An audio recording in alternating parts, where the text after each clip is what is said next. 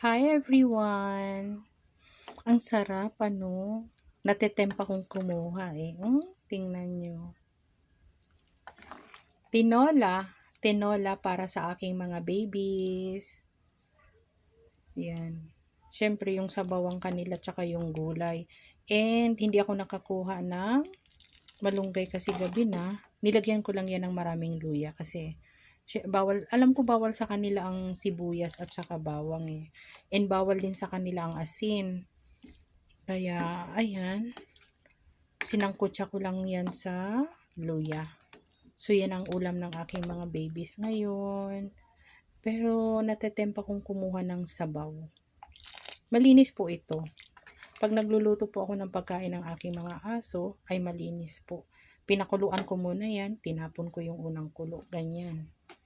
So, tomorrow ko na yan lagyan ng kanilang malunggay. O, diba? Ang sarap ng ulam ng mga baby ko.